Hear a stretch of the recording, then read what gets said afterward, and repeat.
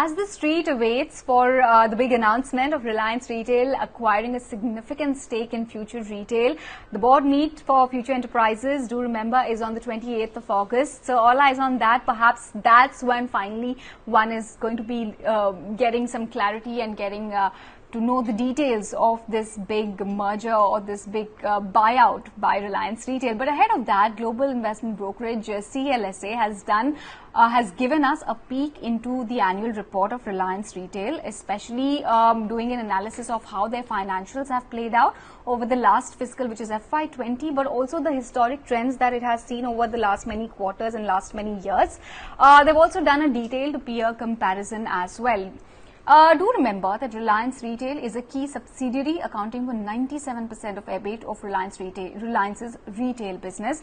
What CLSA has now decided to outline or highlight for investors and for people on the street is a 55% YOY FY20 Ebitda rise that the company has logged in, which has driven a 4 percentage points ROE increase as well for Reliance's key retail subsidiary.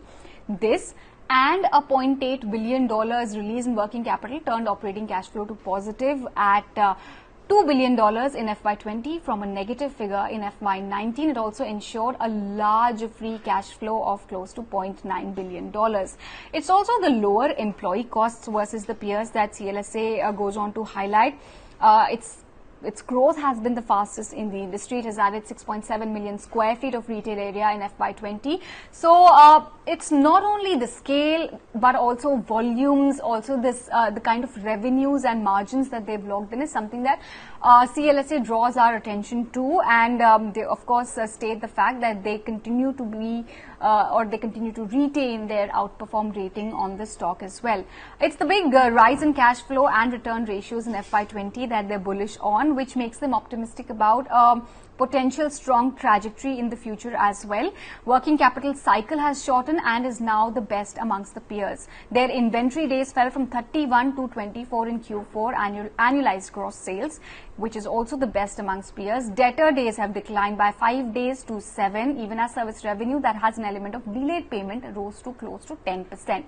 They have the best-in-class segmental margin, something that CLSA has once again reiterated. They were revealed for the first time in FY20. The company decided to give their margins picture as well to the shareholders, which are the best amongst peers. A deep dive into costs indicates employee costs are also at a big difference.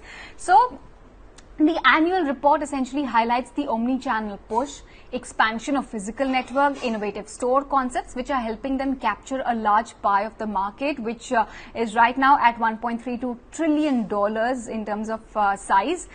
So these are some success triggers, some levers that CLSA is drawing our attention to, just to understand the kind of scale that they have and when and if they acquire a big player with a very massive pan-India presence like Future Retail, the kind of synergies one should expect or one should look at going forward. So yeah, CLSA continues to maintain an outperform rating with an SOTP-based target price of 2,000.